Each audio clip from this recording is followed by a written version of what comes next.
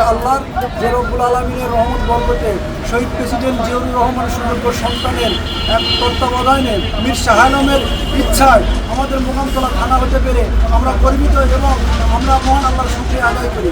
আগে কত কষ্ট করে শিক্ষণ যাওয়া লাগতো, এখন আমরা নিজ দুর্গয়ে এই সুবিধাগুলো পাবো। এখন ইনশাল্লাহ আল্লাহ ওনাদের প্রতি খাস রহমত বরকত দান করুন।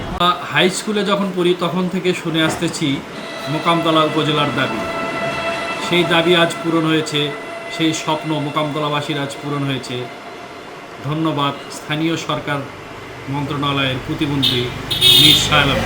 দীর্ঘদিনের একটা স্বপ্ন ছিল, আমাদের একটা আশা ছিল যে আমাদের শিবগঞ্জ মোকামতলা একটা উপজেলা হবে। এই নিয়ে আমাদের দীর্ঘদিনের স্বপ্ন আজ বাস্তবায়ন বর্তমান সরকার তারেক রহমানের হাত ধরে বা আমাদের প্রতিমন্ত্রী জনাব মোহাম্মদ মীর শাহ আলমের ভাইয়ের হাত ধরে আজ আমাদের স্বপ্ন বাস্তবায়ন।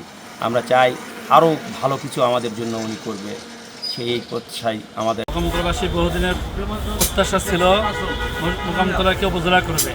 বিগত ফ্যাসিস্ট সরকারের আমলে করার কথা, কিন্তু তারা করেন নাই। এজন্য অবশ্যই দল মত নির্বিশেষে সবার পক্ষ থেকে আমাদের বর্তমান প্রাইম মিনিস্টার জনাব তারেক রহমান এবং আমাদের এই শিবগঞ্জ পৌর 2 আসনের প্রতিমন্ত্রী জনাব মীর শাহ আলমকে অবশ্যই ধন্যবাদ দেওয়া দরকার। দল মত নির্বিশেষে ধন্যবাদ, এবং আমরা মোকামতলাবাসী সবাই খুশি এবং আনন্দিত।